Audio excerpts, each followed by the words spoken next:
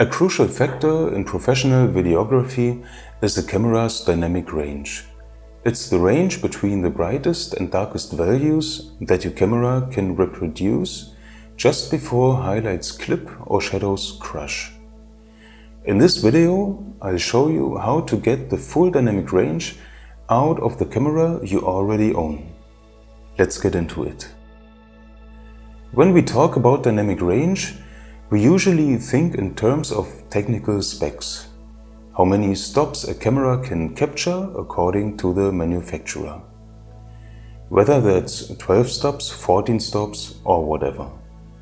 But in practice, what really matters is usable dynamic range.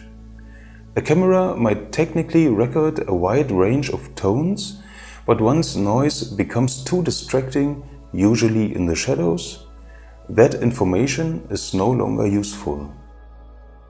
At that point, the image may still contain details in those areas, but they are hidden by the noise and you can't push them without degrading the picture. This limitation applies to every digital camera sensor, regardless of price or category. How do we solve this?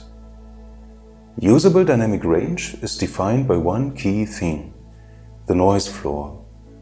So, if we want to increase the usable dynamic range, the solution isn't necessarily capturing more data with the sensor, it's reducing the noise that hides that data. This means we will try to lower the noise floor. The most effective way to do that is denoising. But when and how you denoise makes a big difference. You should always remove noise from the original footage and before you start grading. This way you can be sure that you are only lowering the noise floor and not affecting the details that are buried in the noise. Instead of fighting noise while grading, you are starting from a much cleaner signal. For best results, choose a denoiser that allows you to build noise profiles for your specific camera and ISO values. This gives the denoising algorithm much more accurate information about the actual noise pattern you want it to remove. The denoising tool Neat Video does a great job here. I've had very good experiences with it over many years. It's consistent, preserves detail well, and gives you a lot of control. Let's take a look at this example. This high contrast shot was taken at ISO 1600 and exposed to protect the highlights, also known as ETTR, exposed to the right, which left the shadows, in this case the trees, somewhat underexposed. Now we are zooming in on one of those dark trees. It's the original unprocessed clip. Without any adjustments, some noise is noticeable but still acceptable. Let's lift the shadows up, which might be needed for grading. Very quickly, noise becomes the dominant factor. The image starts to break down here and I'd say it becomes barely usable.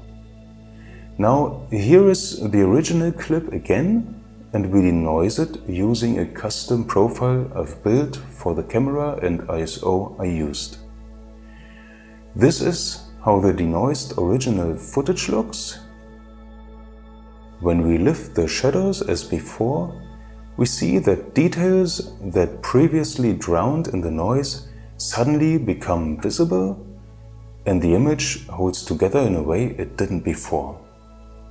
Here's a side-by-side comparison, shadows lifted without denoising on the left and with custom denoising on the right.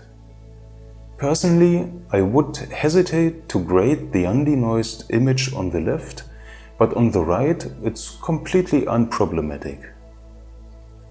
What we see here is that custom denoising is a powerful way to make the entire captured dynamic range of a camera truly usable.